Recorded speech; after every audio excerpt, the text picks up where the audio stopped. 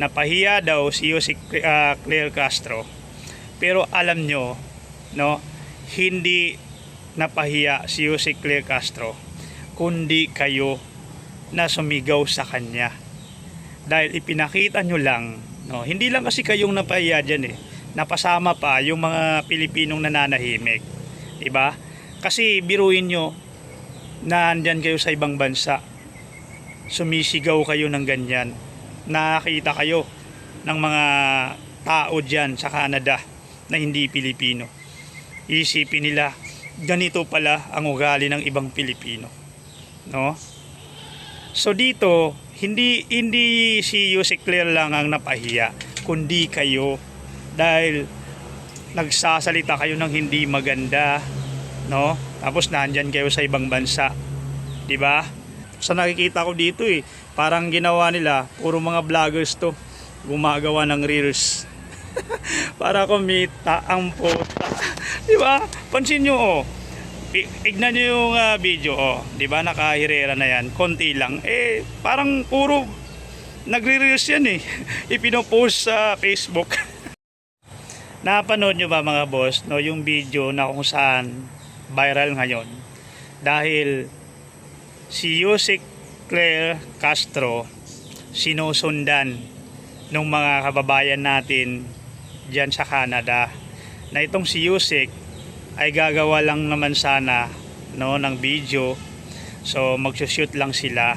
So ngayon bigla nilapitan ng mga kababayan nating DDS dyan, di ba? So maraming comment nakikita ko nagsasabi napahiya daw si Jose, no? Napahiya daw si Jose Claire Castro. Pero alam nyo, no, hindi napahiya si Jose Claire Castro, kundi kayo na sumigaw sa kanya. Dahil ipinakita nyo lang, no, hindi lang kasi kayong napahiya dyan napasama pa yung mga Pilipinong nananahimik, diba? Kasi biruin nyo, nandyan kayo sa ibang bansa, sumisigaw kayo ng ganyan, nakakita kayo ng mga tao dyan sa Canada na hindi Pilipino. Isipin nila, ganito pala ang ugali ng ibang Pilipino, no? So dito, hindi si Jose Claire lang ang napahiya, kundi kayo, dahil nagsasalita kayo ng hindi maganda, no? Tapos nandyan kayo sa ibang bansa, di ba? So pinapahiya nyo dyan pati mga kapwa nyong Pilipino, di ba? Nadamay nyo pa sa kalokohan nyo, sigaw nyo, lumayas ka BBM. Samantala nakakahiya, pinapalayas nyo si BBM, hindi naman kayo yung pinunta, hindi naman kayo yung nagpapunta, hindi naman kayo yung sinadya, di ba? Tapos sabihin nyo, no, mag-resign ka, Bongbong Marcos. Bakit? Ano bang ebidensya nyo na gusto nyong mag-resign si PBBM? Wala naman kayong may pakita na talagang ebidensya laban sa kanya, kundi puro marites lang. At kung hindi, puro mga gawa-gawa, diba? Naku naman. Tapos sasabihin nyo na nakakahiya si PBBM, kayo ang nakakahiya. Kasi yung ugali nyo, dinadala nyo dyan sa ibang bansa at pinapakita na hindi maganda ang ugali nyo. Diba? Wala. Tingnan nyo si Jose Claire Castro. Kahit sinisigawan nyo, kalmadong kalmado. Diba? Tapos sabihin nyo, nagpatulong sa mga police officer. Paano ba naman hindi lalapit? Nandun na yung mga pulis na nakaupo, nakatambay. So, siyempre, kahit sino din naman, kailangan lumapit doon dahil kita naman yung ginagawa nyo, sunod-sunod kayo sa kanya, walang imposible na baka mamaya, no, masaktan nyo siya. Diba? Kaya pinapalayas nyo si PBBM, hindi naman kayo yung pinunta, hindi naman kayo yung sinadya, hindi naman kayo yung nagpapunta, hindi naman kayo yung gustong makita ni PBBM. Kung ayaw nyo makita si PBBM, lalo na si PBBM, diba? Ganun lang. O yan, nakakita nyo yung video na nagrally sa Canada na mga Pilipino daw kahit saan pumunta si PBBM sinasalubong ng rally. So alam nyo, nakakayap. Ganyan kakonti, ganyan karami. Paano nyo mapatalsik? Paano nyo mapapahiya si PBBM? Mas marami talagang naniniwala kay PBBM. Kita nyo naman, di ba? Na kukunti lang kayo magkano yung bilang ng mga kababayan nating Pilipino sa Canada. Aabot ng konti na lang 1 million. Tapos kayo wala pa kayo sa 100, di ba? Mas sa nakikita ko dito parang ginawa nila puro mga vloggers to, gumagawa ng reels para kumita ang puta.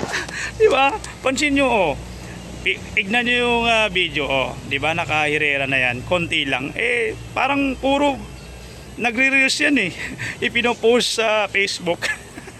So, ayan mga boss, ano masasabi nyo dyan, di ba? Kasi sigaw nila, no, resign, sigaw nila lumayas, nakakaya, hindi naman kayo pinunta, hindi naman kayo yung sinadya, hindi naman kayo yung nagpapunta, di ba? Hindi naman kayo yung gusto makita ni PBBM, tapos sabihin nyo, no, lumayas, di ba? Tapos ngayon sabihin nyo na talamak yung corrupt sa panahon ni PBBM, samantala sa panahon pa ng tatay nyo yan, di ba? Alam nyo naman, ayaw nyo lang tanggapin yung sinabi ni Sara Diskaya 2016, o yung iba 2017, di ba? Tapos ayaw nyo tanggapin, gusto nyo sa panahon lang ni PBBM, samantala sa panahon pa ng tatay nyo nagsimula, ayaw nyong isama, gusto nyo kay PBBM lang, di ba? Si PBBM nga, di ba, isiniwalat ang katotohanan. Kita nyo naman kung sino-sinong nahuli, kung sino-sino ngayon ang nangungulungan. Yung mga tao na yan, hindi matibag-tibag yan basta-basta, no, yung mga nakulong dahil mga kilala at mga malalakas, di ba? At mga mayayaman. Si PBBM lang pala ang magpapakulong sa kanila. Yung iba naman, kita mo naman, tago ng tago, di ba? Nasaan sila? Takbo, di ba? Nasa ibang bansa yung iba, di ba? Tapos sabihin nyo si PBBM ang may kasalanan sa paghihirap ng bansa. Si PBBM nga ang nakikita natin na maraming nagagawa. Tapos sabihin nyo si PBBM walang ginagawa. Uy, gumising naman kayo, no? Si PBBM, pag humingi kayo ng sample kung anong ginawa ni PBBM na sinimulan sa panahon niya at natapos din sa panahon niya, meron akong may bibigay. Pero itong mga vlogger ng mga DDS, tanungin nyo kung anong natapos ng ipinagtatanggol nila, di ba? Kita nyo naman siguro yung video, no, na kung saan, no, tinatanong nga ni yung vlogger sa Canada kung ano yung natapos, no, na proyekto sa sinimulan sa kanyang termino at natapos sa kanyang termino. Di ba wala silang masasagot? Yan dapat ang tingnan natin mga boss, no? Huwag tayong magpadala sa mga kwento-kwento lang. Kailangan, no, makikita natin na may nagawa at may natapos, di ba? Hindi yung puro kwento, ghost project lang. So yun lang.